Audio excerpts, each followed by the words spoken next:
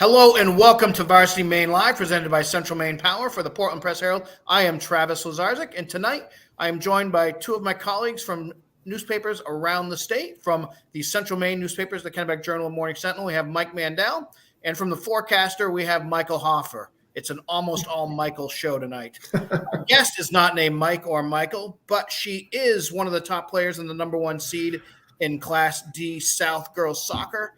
They're the defending state champions, and they're going to go for a back-to-back beginning next week when they host St. Dominic's in the regional quarterfinals. Angel Huntsman, thanks for joining us. Thank you for having me. Let's go back to a game that was earlier this season that was kind of a defining game for your team this year, the 4-1 win over Yarmouth. First time I think you guys had ever beaten your crosstown rivals and a contender in Class B. You guys obviously knew you had a good team, but what does a game like that do to kind of keep things going? It was definitely a milestone for us. I know I've been looking forward to this game all year, and every year we played against this team, and every year we've lost or tied. It was always been a really close game. And for it being my season and my fellow teammates' senior seasons as well, who has been with me by my side all 4 years, this was the biggest game of our lives, really. And yeah, it felt great.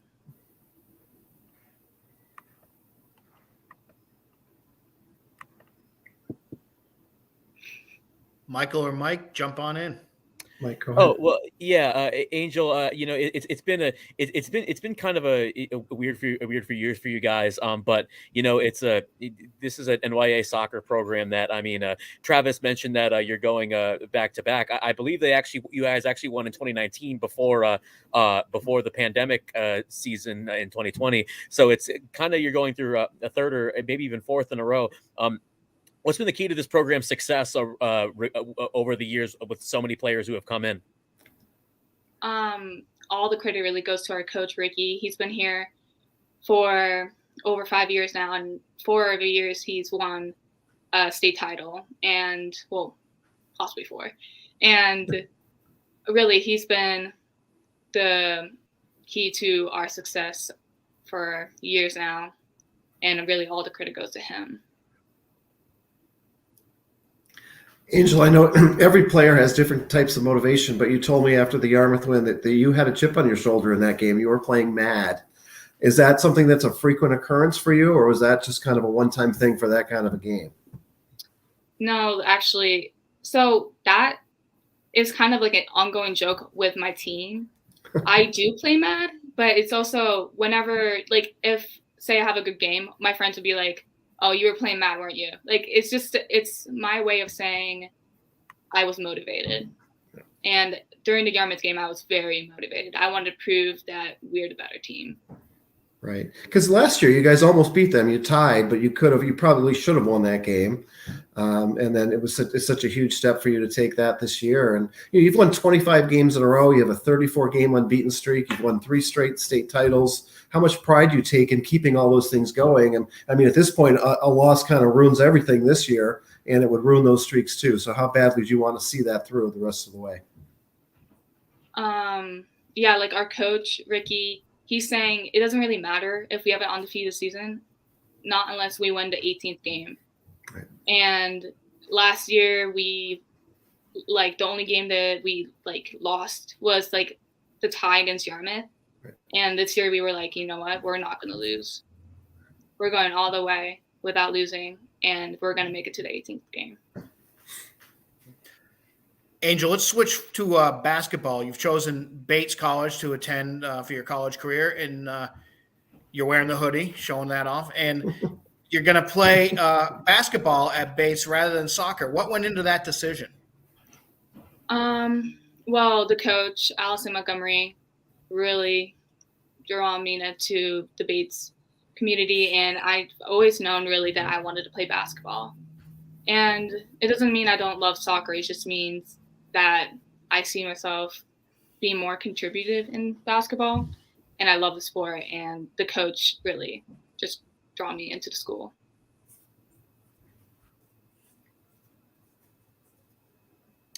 Angel, it's been a few crazy years for basketball. I mean, it go back to 2021 where it was everybody was just playing alone in gyms. There was no fanfare. Last year, a lot of teams like had to went remote and they would lose games for weeks at a time.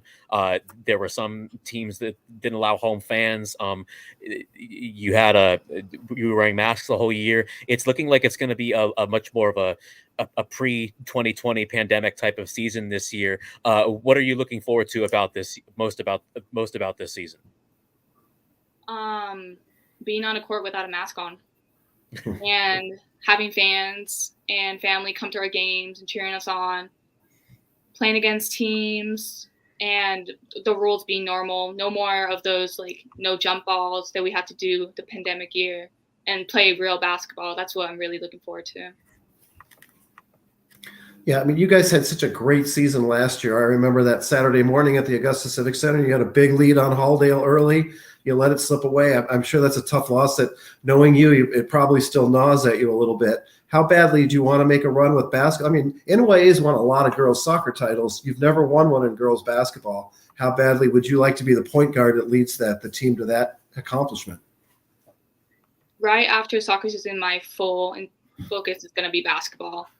And last year we were cut short, and I still have not been able to watch the second half of that game, if I'm being honest with you.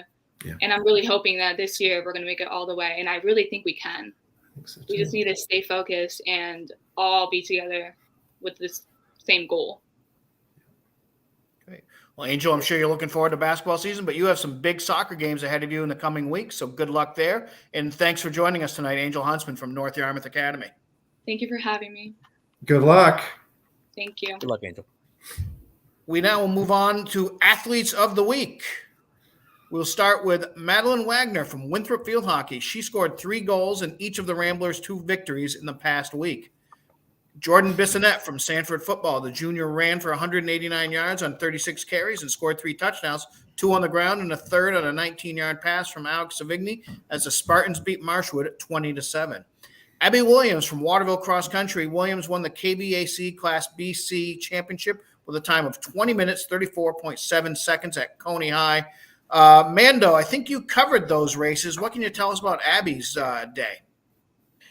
Well, she was not only did she win the small school race, but she won the entire. She was the top finisher in the entire girls' field. And it was the second year in a row. She's won the KVAC small school meet, and this comes on the heels of she had a great showing at the Festival of Champions in Belfast earlier this month too.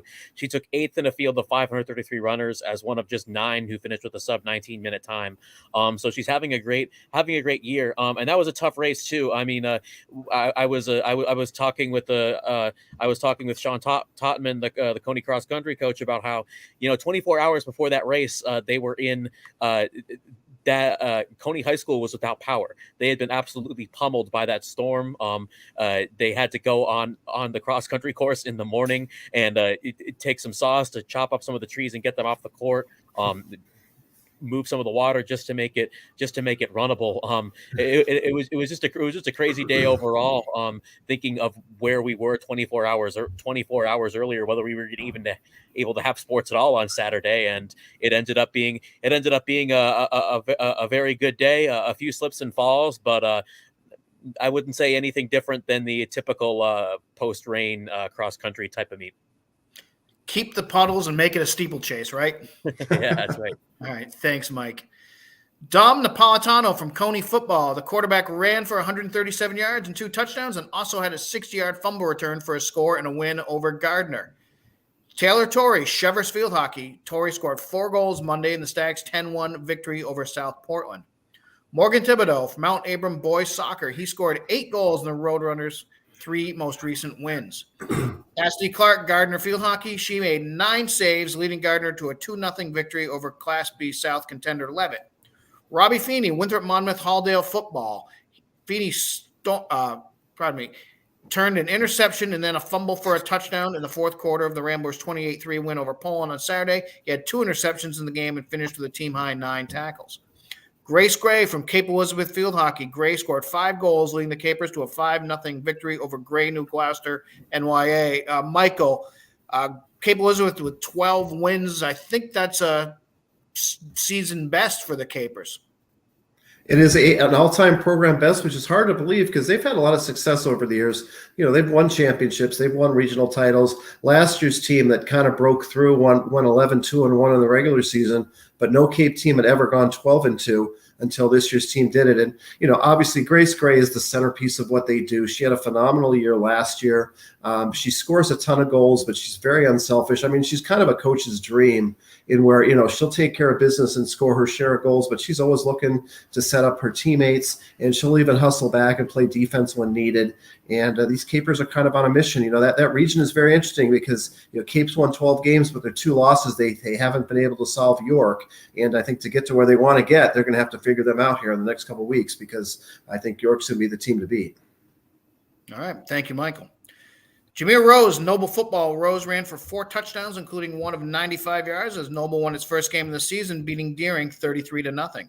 Abby Thornton from Wyndham Girls Soccer. Thornton scored 3 goals and added 4 assists in an 8-0 win over Noble. Eli Soren from Oxford Hills football. The Vikings senior quarterback completed all 7 of his first half passes for 196 yards and 3 touchdowns in a 42-7 win against Wyndham.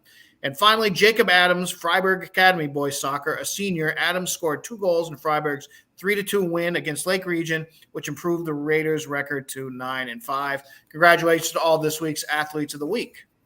We have polls. You can check these out on varsitymaine.com. These are voted on by sports writers from around the Maine Today media community and the state. We'll start this week, guys, with girls soccer. Number 1, no surprise, Scarborough. 6 of the 7 first place votes and 69 points. Number 2, Gorham, picking up that other first place vote and 62 points. Number 3, Cape Elizabeth, 56 points. Number 4, Brunswick with 46 points. And finally, defending Class A state champion Wyndham with 44 points comes in 5th. Michael Hoffer, I'll ask you, Scarborough probably a favorite going into the Class A South tournament, though it's going to be a tight field. And they recently had a couple players set some big scoring marks. Yeah, to say the least. Ali Makruski and Laura Alana Juranovic are kind of rewriting the record books right now for the Red Storm. Makruski has the new program record for career points. She eclipsed what Maureen McHugh did, and she was class of 2002, so that record had stood for 20 years. But between the two of them, they hold the single season, the career records for goals, assists, points, and a lot of those have come this year where Scarborough's beaten every team on the list. They did not play Gorham in the regular season, so that makes for kind of an interesting scenario. If the teams do match up, it would be to the regional final. Both Scarborough and Gorham beat Wyndham early on, but it seems like Wyndham's peaking. They're the reigning champs, and of course with Deb LaBelle at the helm, she's won several state titles. You can't rule Wyndham out. I don't think anyone's going to want to have to play them in the playoffs. But Scarborough's feeling very good about their chances, and it's been 10 years. Okay. Thanks, Michael. Boys soccer, number 1, Edward Little moves into the first place after Scarborough lost in their regular season finale. Edward Little has 4 first place votes and 64 points. Number 2, Scarborough, who had been number 1 for a while, lost to Deering, like I said earlier this week. They have 1 first place vote and 62 points. Number 3 is Cape Elizabeth with a pair of first place votes and 61 points. Number 4, Mount Ararat at 45 points, and number 5, Deering at 42. Mike Mandel, a team I want to mention is one that's just outside our poll week after week, and I'm trying to figure out why. The Winslow boys soccer team is 13-0-1, going to be the number 2 seed, I think, in the North B. They went to the state game last year. They just keep rolling teams this year. I put them in 8th place in my poll this week. What you've seen the Black Raiders? What are they doing, and what makes them a contender again? Well, they have one of the if not one of the 2 or 3 best players in the state, and Andrew Poulin. This kid is setting records left and right. Speaking of players who do that, he scored 7 goals September 20th against Belfast. September 24th, he broke the school's career scoring record with the 72nd goal. October 7th, he scored 5 to break his own single season record of 33, which he set last year. And then last week, he scored his 100th career goal against Oceanside, becoming just the 9th player, in Maine high school boys soccer history to do so. And sometimes teams have to key in on him so much that it opens up for some of their other players, such as Joey Richards, who scored twice in their game against Winslow against Waterville, earlier this week. And so they don't have quite the massive roster that keyed them to success last year, but they do have a lot of talent, especially with him. Something to watch going forward. He's at 46 goals now. 52 is the state single season record set by Damon Warren, whose career I covered at Sumner from 2016 to 2019. So it'll be tougher this year with no open tournament game. But if they keep winning, he has a shot to add his name to an even other piece of history. All right. Thanks, Mike. The field hockey poll this week, number 1, again, no surprise, it's Cheverus, all 6 first-place votes with 60 points. Number 2, Skowhegan with 54 points. Number 3, Biddeford at 41 points. Number 4, Scarborough at 40. And finally, number 5, Lawrence at 38. Michael Hoffer, Cheverus, Skowhegan seem to still be on a collision course.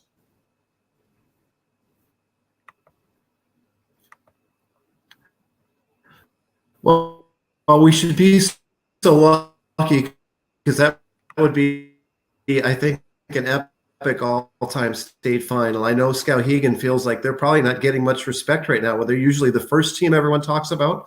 But this year, with Cheverus being so dominant and being the defending champ and beating Skowhegan relatively handily in last year's state final, for good, they're November 5th. Okay. Michael, thank you. Finally, football. Number 1, Oxford Hills, all 8 first-place votes and 80 points. Number 2, Thornton. They move up from 4th last week to 2nd at 70 points. Number 3, Levitt at 65 points. Number 4, Skowhegan drops from 2 to 4 at 54 points. Number 5, Coney at 40 points. Mike Mandel, can Coney hang with Skowhegan in the playoffs? Coney's 2 losses are the 2 of our top 4 teams, Oxford Hills and Skowhegan. They've just kind of been sneaking up the pole here each week. Well, Coney's problem the first time against Skowhegan was inability to finish. They took the ball inside the Skowhegan 30-yard line 3 times and were unable to come away with any points. So they left some points on the board there and hung with them late. The key thing about Skowhegan is that in that game, they had 1 play longer than 20 yards. It was not a use a big play game. It was a lot of little plays, those 5 or 6 yard runs, those short passes that got them there. And then they had of course a Hail Mary pass right before halftime. Had that not been caught, it would have been a 6-0 lead going into halftime. And Coney, since that game, they followed that week with a 34-10 win over Wyndham, which I think turned some heads across all corners of the state, from here in central Maine to you guys down in the Portland area. And since then, they've rattled off 3 more wins. They have an interesting team again. They have a game against a Falmouth team that's a really interesting matchup. You can read my preview article on centralmaine.com right now. Falmouth is an interesting team too, because they were maybe not expected to do as well as they were after Greeley, who had a couple of impact players split off to form their own team. But they have some big linemen, 2 guys who are basically 6'4", 300, and a bunch of other guys who are coming back from injury. So that's going to be a really good test to see the winner of that game probably getting the number 2 against Skowhegan and having the inside track for a matchup against the Riverhawks in the Class B North Championship game. So Coney will have to step it up to compete with Skowhegan. I think anybody will, but they seem to be on a roll and going into these playoffs, and they can add to that tomorrow night against Falmouth. Okay, thank you, Mike. We have playoffs starting, I think, tomorrow with some prelim games and boys and girls soccer over the weekend. A game I'm looking forward to coming up, I'm going to be covering tomorrow night, Skowhegan at Wyndham. We just talked about the Riverhawks and the Eagles. This is a game in Class B North football, a rematch of one of the semifinal games from the conference last year, won by Wyndham 7-6. In a game Skowhegan really let get away. They were inside the Wyndham 10-yard line. I don't know. I mean, over and over and over, and either lost the ball on downs or turned it over, had an extra point blocked in the second half that would have tied the game. I'm sure Skowhegan's going down there to try to, just forget last week's tough loss against Thornton Academy and rally and solidify that number one seed in Class B North. Michael Hoffer, what are you looking forward to covering soon? Well, I think I already touched on that the South Portland game is going to be very impactful tomorrow, and then there's a lot of playoff action. In fact, the volleyball preliminary round actually started tonight, so that's already underway. We got some potential great boys soccer quarterfinals next week. It's very possible that Deering and Portland could square off. Those are, frankly, two of the best teams in Class A South, and they might meet in that early round. Yarmouth might have to get past Freeport in the quarterfinals. The Clippers are the two-time defending champs, and they could have easily lost both games to Freeport this year. Both times they trailed within 10 minutes left to go in the game. The first time they rallied to win. The second time they rallied to tie. So I think some of these regions you're going to see some upsets. You're going to see some crazy results, and let the fun begin. There's going to be a lot to keep track of here over the next couple of weeks. Okay, thank you. Mike Mandel, how about you? Well, Travis, this week is a reminder, I think, that sometimes the matchups that mean the most aren't necessarily the matchups of the undefeated or the one-loss teams. For example, tomorrow night I'll be at Gardner covering their football game against Mount Blue. 2, 3, and 4 teams, but 2 teams with great quarterbacks. It should be an interesting matchup, and the winner gets the inside track to that 6th seed and would probably get to avoid Coney in the quarterfinals. Saturday is up in the air for me, but you're looking at a football game between MCI and Winslow that could have an impact in C North. And then here's an interesting tidbit. Gardner and Grey New Gloucester play each other in not 1, not 2, but 3 playoff games on Saturday afternoon. That's pretty crazy. I'm not sure I've ever heard of something like that. Maybe that's where I end up, but it's going to be an interesting weekend where we see a lot of things round into place across all sports. What are the 3 sports Grey New Gloucester and Gardner are facing each other in? Soccer, boys and girls soccer, and what else? Volleyball. That's fantastic. That's great. Are they all at one school or the other, or are they going to be mixed up? I believe they're all at Gardner Area High School. Oh, that's even better for the fans. If you're a fan of either Gardner or Grey New Gloucester, get your that's an athletic director's dream right there. Oh yeah, that's easy. Great. Well, whatever you're a fan of, get yourself out to some playoff games in the coming weeks. Football's finishing up in classes B and C, getting to the playoffs next week. Classes A and D are one more week of regular season, and then we have playoffs starting in 8-man small this week. So wherever you like, whatever sport is tickles your fancy, you can find out all the best coverage in Maine at varsitymaine.com. For Angel, for Mike, for Michael, I'm Travis. Thanks for joining us this week on Varsity Maine Live.